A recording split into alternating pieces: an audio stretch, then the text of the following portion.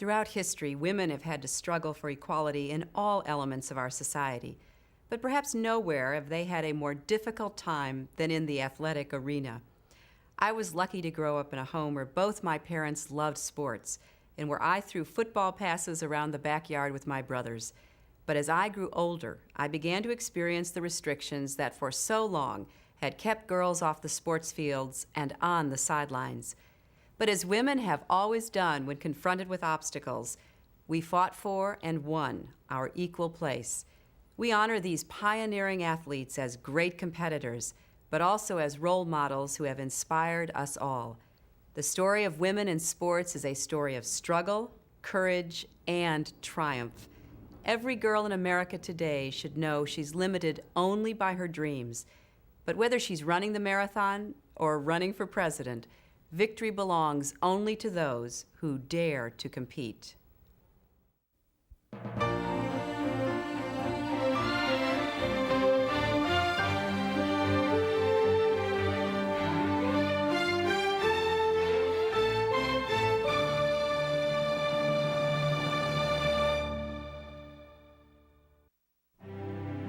Many people wonder where my secret lies. I'm not cute or built to suit a fashion model size. When I start to tell them, they think I'm telling lies. I say it's in the reach of my arms, the span of my hips, the stride of my step, the curl of my lips. I'm a woman, phenomenal woman. That's me. Dare to compete. The struggle of women in sports.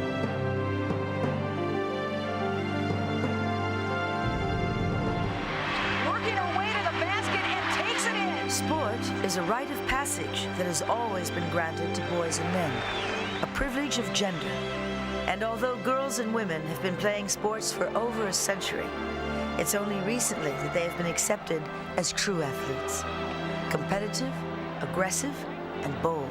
Has that been done before by a girl? Never, not by any human that I know of. Throughout the century, women have struggled, not to be one of the boys, but to just compete. The journey has been anything but easy.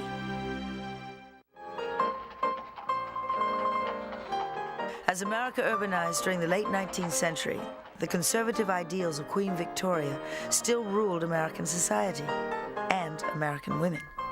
Women were expected to be delicate, submissive, obedient, and bound to the home. The whole ideology of Victorian life was that women were not to exert themselves beyond the normal housework. Even baby carriages were seen as sinister and evil. Preachers in pulpits saying, you know, this is the work of the devil, the idea of having a baby carriage, because it gave women mobility. They didn't have to carry their child around. They could put it in a carriage and go further. And if the baby carriage was perceived as a social threat, then those other new contraptions were thought to be absolutely scandalous. Daisy, Daisy, give me your answer too. Medical men were not happy with the idea of the bicycle, saying that the way the bicycle seat was developed was too hard on the women, worse than horseback riding.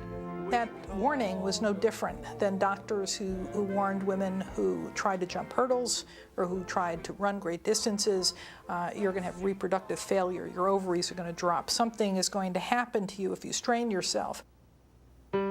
Exercise was considered much too strenuous for women, and education, too, was simply out of the question. But in 1865, Vassar became one of the first women's colleges in the United States. There, within the safe boundaries of the campus, far away from the prying eyes of men, women dared to play sports, and the Vassar Resolutes became the first women's college baseball team. When it first started, I don't think people in the society or in the various towns were really aware that women were playing at all. And I think they would have been horrified that they were playing, because there was certainly the idea that upper-class women shouldn't be doing any kind of exercise. When basketball was introduced in 1891, women took to it immediately. The women's game, however, was a watered-down, less strenuous version of the men's game. The rules were no dribbling, no physical contact, no talking, no pushing a ball out of bounds. The first intercollegiate game was held between Stanford and the University of California at Berkeley. There were two conditions to that game. One, they had to play indoors. Two, no men could come in to watch. Eventually, after two 20-minute halves, 40 minutes of play, the final score was Stanford 2, Berkeley 1. Women physical educators, those who set the standards for women's participation in the sport, wanted to ensure that sports did not become too competitive. So during the 1920s, playdays were created. Playdays were a time set aside for girls to play with rather than against each other. Playdays originate out of the school setting, and you always must have at least 3 schools or you don't have a play day. And then when we go to that other school, we combine girls from different teams. Never do you represent your school. The concept of it is you all come over here and play. And then we'll socialize, and we'll have cookies and milk, and we'll mingle. And we don't have a winner. That's the way sport ought to be.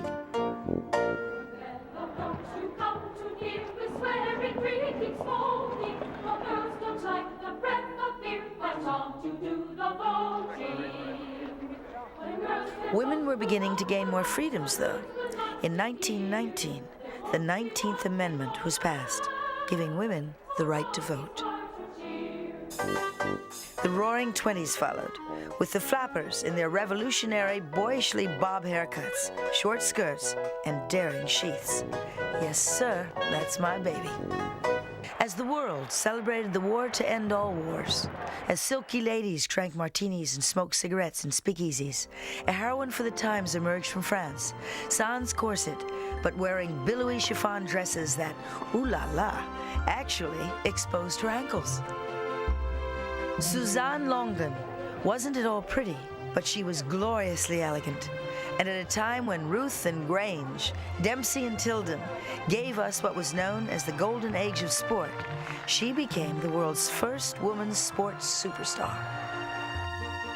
She took to wearing white ermine coats on the court. I mean, who was doing that back then? She was a star. She always wore the slave bracelet, and she had like chiffon-looking dresses on, and the bandana or bandeau or whatever you're supposed to call it. And it swept Europe. People picked up on what Suzanne Lenglen was doing.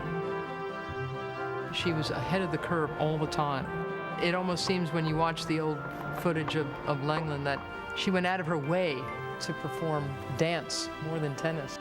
She had ballet moves. She would pirouette and plie out there. And she was very aware of form, you know, what her body could do, and she knew what her body would look like in the air. Suzanne Lenglen was probably the single most charismatic woman tennis player, maybe of all time. Her father, who was really one of the first tennis fathers from hell, Papa Lenglen, would drill her hour after hour after hour, and he would put handkerchiefs out on the court and ask her to hit the handkerchiefs. And she got so good at nailing them, just picking them off, that he would fold the handkerchief in half, and then she'd have to hit that one. And then he'd fold it into quarters. She got so proficient at that, she could hit any shot from anywhere on the court. She had a total game. She used to drink some brandy, I think, every time she changed ends. I mean, all these things are ludicrous in today's terms, but people are always whispering, what is she drinking out there in that flask? When she played the U.S. National Championships, there was a proviso from the U.S. Federation, the USLTA, that she'd be allowed to drink alcohol on the changeovers. And in fact, the one match she lost, she went to her flask, and evidently someone had spiked it with water. It wasn't there for her, and she ended up losing that match. That's the only match she lost in her entire career. There was always this sense of drama surrounding her career and her life, and eventually she died of pernicious anemia at the young age of 39. Everything about her life was very dramatic. Suzanne held the spotlight to herself for several years after she burst onto the scene. But then, in 1926, the world was captivated by a young American swimmer. The champion water baby Americans really went wild about was a girl, Gertrude Ederle, the first woman to swim the English Channel. 5 men had succeeded in swimming the Channel prior to Gertrude, and they had all succeeded by using the breaststroke. Ederle became not only the first woman to swim the Channel, but the first person to swim it freestyle, a stroke considered much too grueling for a man or a woman for such a long distance. Her sister Margaret was on the escort boat as it accompanied her across the Channel. We had a couple other swimmers along because to help Trudy along, to keep her company. She swam for over 2 hours in a terrible storm. And at around 4 o'clock, the trainer made my father sign a paper saying if anything happened to her, he was not responsible. So Mike would sign the paper, and after a while, he began to get a little nervous himself. So I said to well, Papa, let's ask her if she wants to come out. So I went over to the side of the boat, and I said, Trudy, you want to come out? So she looked up to me. She said, what for? Well, they slashed that all over the wire, and that became a very famous remark. What for? Ederle reached the English shore, swimming 35 miles against a strong current after 14 hours and 31 minutes. Not only did she finish, she broke the existing men's record by over 2 hours, which was just astounding. It was exciting.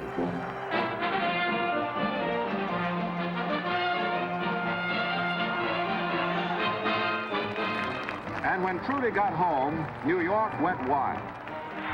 New York rolled out its best red carpet for the biggest ticker tape parade of the times. The mayor of New York, Jimmy Walker, compared Ederle's swim to Moses crossing the Red Sea, to George Washington crossing the Delaware. When she met President Coolidge, who was never a man of many words, he simply called Trudy America's best girl. It's interesting because she's involved in a sport that was considered ladylike swimming. And yet, she accomplished something that was decidedly unladylike, which was to swim this enormous distance, which required just tremendous physical stamina and athleticism. Despite the achievements and popularity of athletes like Ederle and Longland, the Olympics continued to oppose the participation of women. Baron de Coubertin, who founded the modern games in 1896, maintained that female participation was, quote, impractical, uninteresting, unaesthetic, and incorrect. And the American Olympic Committee was not much different. They thought women should compete in anything they could wear a skirt in. The skirt theory included sports like tennis, archery, golf, and yachting. Ladylike exercises, where the competitors could wear accepted feminine attire. Naturally, the Baron was utterly opposed to women's track and field. So in 1922, a Frenchwoman named Alice Milliat organized an all-woman track meet, the Jeux Olympiques Féminins du Monde, the Women's Olympic Games. The games were so successful, they continued through 1934. They were extremely successful. They had something like 20,000 spectators in the 1926 set of games. The games only went for a day. That's quite a gate. The popularity of women's track and field was impossible to ignore. So finally, after de Coubertin retired, the International Olympic Committee gave in to the demand and agreed to admit 5 experimental events for women to the 1928 Games. The longest and most arduous event was the 800-meter race. As it turned out, the outcome of the event would allow the critics to hold the sport back for many years. In the 1928 Games, women were finally allowed to compete in track and field. However, in the 800-meter event, this breakthrough was overshadowed as some competitors stumbled home exhausted. What happened, apparently, at least according to eyewitnesses that I've talked to, because they were tired. You can't run an 800 and not be tired. One of the women went into the infield and lay down on the grass. And then another one went in and lay down on the grass. And then a third. And I talked to one man who said they were falling like dominoes. And he was right there at the finish line. Some evil gentleman who decided that women shouldn't race that far, perhaps because they couldn't, decided to write as though some great tragedy had occurred, and I quote, "Before us on the cinders lay 11 wretched women, some of whom couldn't finish the race and others who were carried away, etc., etc." Well, photographs and film show that not 11 women, but 9. The track had 9 women on the track. All of them completed the race. Not only did all 9 of the runners complete the race, but the 3 who medaled set world records. The author of the report was respected sports writer John Tunis. The resulting damage from his article was widespread. Critics rushed to join the hue and cry. Famed Notre Dame football coach Knute Rockne referred to it as, quote, "a pitiful spectacle and a reproach to anyone who had anything to do with putting on a race of this kind." Unfortunately, the lies outdistanced the truth. For the next Olympics, women were not allowed to run more than 100 meters, and it was 32 years before women were allowed to race an Olympic 800-meter again. All because of misreporting, bias, and discrimination. So that's the true story.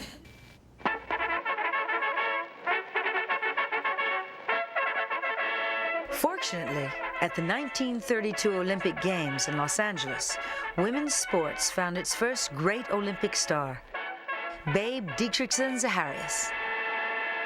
The Babe was already an All-American basketball player when she gained sudden and dramatic national attention in the 1932 Olympics. While she qualified for 5 events, Olympic rules limited Babe to only 3. She medaled in all 3. Gold in the javelin, gold in the 80-meter hurdles, silver in the high jump. I think probably the best American female athlete was Babe Zacharias, because she was an absolutely fantastic athlete in so many sports. It seemed regardless of what she turned to, she excelled. And she beat the vast majority of men as well as women. She started out playing basketball for a company in Dallas in an era when games were 20-point games. In other words, you'd only score 20 points. Babe was scoring 30, so she was winning games all by herself. Babe certainly wasn't frilly and feminine. She was muscular and boastful, and she could even be coarse. But she was unpretentious and without guile. I'm awfully glad to have been able to set this new hurdle mark and hope to do better some other time. And like that other Babe who preceded her, she was simply larger than life. A 1931 AAU meet in Jersey City. Didrikson enters the 80-meter hurdle event. Showing your heels all the way. Brand new world record. Her time, 12 seconds flat. I'm certainly glad that I won this race, and they say that I broke a new world record from 12 flat, which is, hold it off there. Having conquered everything else, Babe turned to golf. She became the greatest female golfer in the world. In one 12-month period, from 1946 to 1947, she won 17 straight tournaments and became the first American woman to win the British Amateur Open. Because of her fame, Babe was the drawing card that was crucial to the success of this first women's professional sports organization, the LPGA. She was a competitor that wanted to win. She was strong in her beliefs about things that she did, and you didn't argue with Babe. When she would appear in the locker room before a golf match, she would say, "Well, Babe's here. Who's going to come in second?" Which didn't endear her to her fellow athletes at all. The first time I met her, I said, "Mrs. Zacharias, My name's Louise Suggs. We were paired together today, and stuck my hand out. And she looked me up and down a couple of times and said, "So what?" And I said, "Well, so what to you?" And that was the beginning of a very distant but cordial relationship. You might have thought that she had a big head or was conceited. Actually, she wasn't. She could do what she said. And she didn't think that there was anything unusual about it at all. That was par for the course. I knew that. Georgia Coleman was our best Olympic diver. She's the first girl to do a 2.5 somersault. Babe comes out to the pool with us one day, and we're all sitting around, and Georgia's practicing her 2.5 somersault. Babe pokes me, says, "I bet I can do that." I said, "You can? Go on, you can't do that." "I can."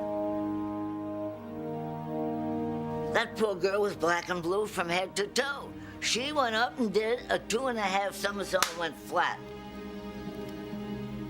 She did it. As has so often been the case with strong female athletes, the more Babe achieved, the more rumors about her sexuality followed her.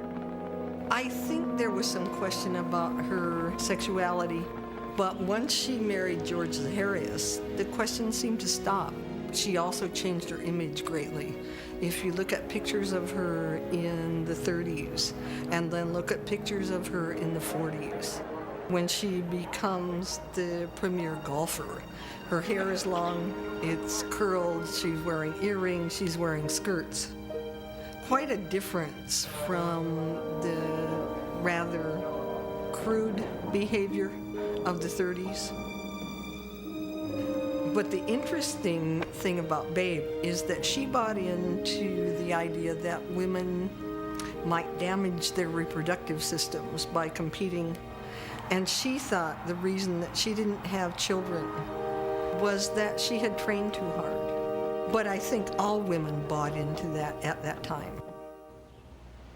I think her most unique accomplishment was she got cancer, and she had an operation, and she came back 15 months later to play in the U.S. Women's Golf Tournament, and she won that golf tournament wearing a colostomy bag and in great pain, but she won the tournament by 12 shots, and it was an incredible feat.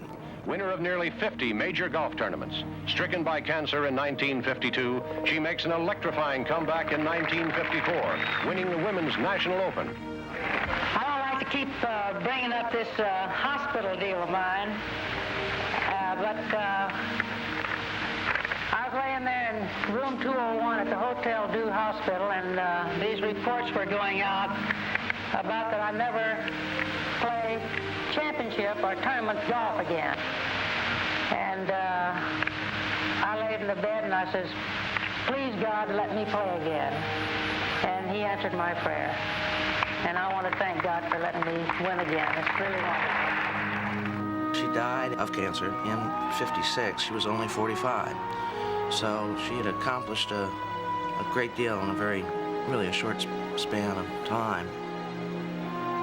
When she died, Eisenhower opened his press conference by giving her a tribute, a well-deserved tribute. I think without doubt she's the greatest woman athlete of the century. She might be the greatest athlete, period, male or female. I know that she was perceived as a great athlete, but at that time, a great athlete should not be a woman.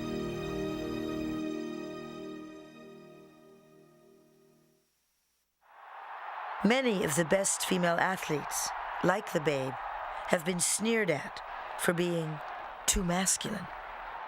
But there have always been a select few of the most glamorous sportswomen who are celebrated by men and women alike for combining athletics with femininity. America always loved the prettiest athletes, starting with Annette Kellerman, an Australian swimmer who shocked the Republic by wearing a sleeveless one-piece bathing suit at the start of the century. Helen Wills, who wore eyeshadow during her tennis matches. Eleanor Holm, star of the 1939 World's Fair. Esther Williams. The Ginger Rogers of swimming, and Hollywood star Sonja Henie, who took her skirts higher to add sex appeal, but also to give her freedom to skate. Even in sport, sex sells. As the more liberal culture of the Roaring '20s permitted women more freedom, Bloomer Girl baseball teams started traveling across the country. Though bloomers allowed women more movement than the long dresses of old, they were still very uncomfortable. They were a heavy flannel and stiff, and a V-neck which just slipped over your head, and these horrible bloomers. Oh, we hated them. Well, finally, we kept hollering about them so much, she finally went out and bought us regular uniforms. Bloomer Girls teams barnstormed from town to town, playing any men's amateur or semi-professional team that would book them, usually playing on the worst diamonds in the rough. Oh, they were horrible fields. Very few had grass. They were real sand lots. When I played first base, you go out and you kick all the stones away first, so you get a halfway decent bounce. When we would pull up to a field and we'd see grass, oh, we'd be so elated. Hey, we're playing on grass today, you know?